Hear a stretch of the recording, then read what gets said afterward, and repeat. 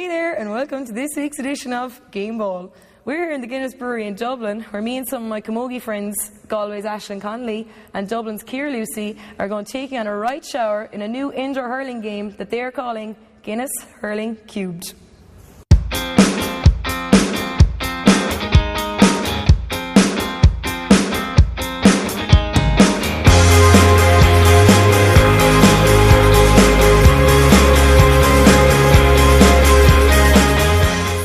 Hurling, but not as you know it. Guinness Hurling Cubed is travelling around Ireland this summer and will be hitting a city near you.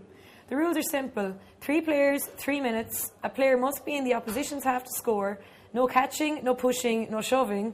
And it takes 3 goals to win. The hurleys are just 21 inches. The ball is made of rubber and, as Paul Collins found out, there is a right sting of it. Leading the lads out is Offaly's Brendan the Doc Murphy, who got in some good practice before his game versus Kilkenny at the weekend. Today FM sports anchor Paul PC Collins, who hasn't talked since his minor hurling days with Éire Óg and Acarty, and a novice to the game, Pádraig the Rua Mannion. Let the games begin. Is it tip off?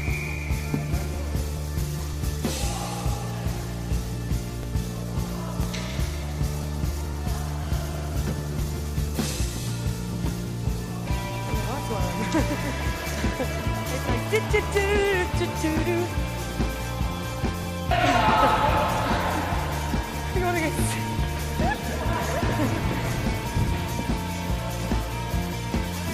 I like Connolly by.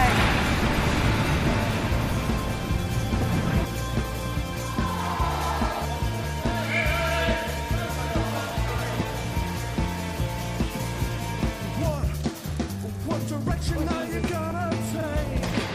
For all the difference it makes when I've been running too long, and the difference isn't gonna say you've been messing around, and you're representing how we have to go it alone. We can't be too far gone.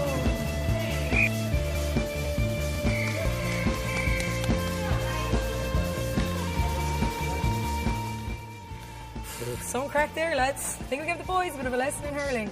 One guy really looking forward to the game on Sunday, teammate of Brendan's. Sure. You know, we know we have a lot of work to do against Kilkenny, you know. So they are the top team in Ireland, and rightly so. So, you know, we'll be hoping things will go our way. With a bit of luck, we might puck it out to them anyway. We're 13 under 21s, you know, at the moment. So, you know, quite a young squad. A lot of them were involved in the Leinster final last year. So, you know, we're hoping things will go our way. Over the last couple of years, Kilkenny have certainly pushed on and supposed to throw their weight around when it comes to terms in hurling with us. You know, we know we've a lot of work to do, you know, to try and compete for the 70 minutes. But, you know, at the end of the day, Kilkenny will be hot favourites, and rightly so. Came on against Kilkenny in 2002 as a sub. How'd you get on that day? How'd you feel? It was a serious feeling coming on, but I got 2 points, so I was happy enough for a young lad. In hurling, beating Limerick in Thurles. Who were you on that day, Brian? You told me enough times before, you might as well tell me again. Stevie McDonald, and I was scared of my life of him. Why would you be scared of him now? He was a legend of the game, a tough hurler. Okay, now, did he give you any bit of a dart when you came on him in the start? I was running so fast at the start he couldn't catch me. And so what's next for you anyway? Are you still in college, or what's the story? Oh, I'm still struggling away in college and trying to keep it out, you know. And what are you doing at the moment? Are you keeping out the lodge, Brian? That's the $1 million question. I'm too old for the lodge, you know. You knew it well, didn't you, Shane? No. Over and out before things get messy.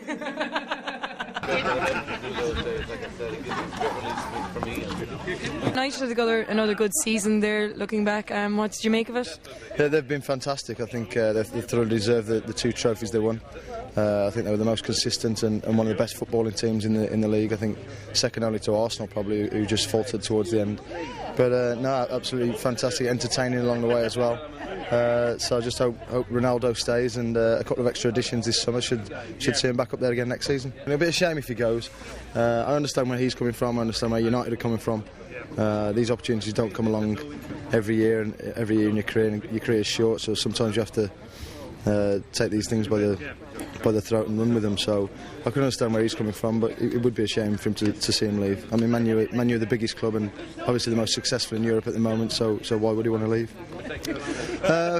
Few too many to pick out one, really. I think I've got 3 league championships. The first one would have been great because it was obviously 25, 26 years before since Man U won it.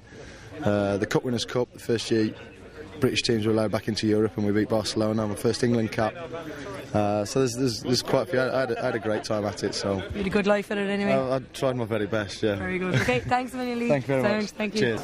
Perfect. And when's your next big game, Leighton? Tommy Murphy Cup. Not ideal now for us, after playing 2 Division 1 teams and putting in good performances, but I will just have to get on with it. It's finished with this year and it's back into qualifiers, but I will get out and give it a go, and we'll see how it goes. You won that last year, didn't you? Yeah, we won it last year and it was great to win it now, but say it, maybe for the winners of Tommy Murphy Cup you could get a reward going into the qualifiers, but I'd say it's going to be finished with after this year, so someone else chance to win it probably this year. Maybe we can retain it, hopefully. In fairness, it's mad that, having beaten who you have and that you have to go down to Tommy Murphy now and they're still around. It's a ridiculous situation, especially after playing 2 Division 1 teams and beating one, but that's the way the powers to be have it, so there's nothing we can do about it. Okay, and what's it like having Mick O'Dwyer as a manager? Oh, he's brilliant, it's fantastic now. There's a great enthusiasm now, I think he's hitting 73 now in the next couple of weeks, and he's sprightly as any player running around there. And great crack to have around, It's just the whole county has a buzz with him, and I don't know how he does it, honestly. Couldn't put my finger on it, but they're all calling it the Miko factor, so he has something, but I honestly can't put my finger on it, Brent, did you play any bit of hurling when you were a young fella? No? I was a very good hurler, actually. No, I love hurling. I mean, I used to watch it a bit in New Zealand, just the speed of the game. Football would be a bit sort of, I suppose, rugby or Aussie rules orientated for me growing up in New Zealand, but used to love the hurling, and I played the odd charity gigs of cricket with the likes of Nicky English and these guys, so it's nice to meet the hurlers. I think it's a fantastic sport, and I think the whole amateur thing of the GA is brilliant as well. Did you ever play a bit of camogie in your day? I never did, no, I wouldn't play that. It's a big lesbian sport. Is it?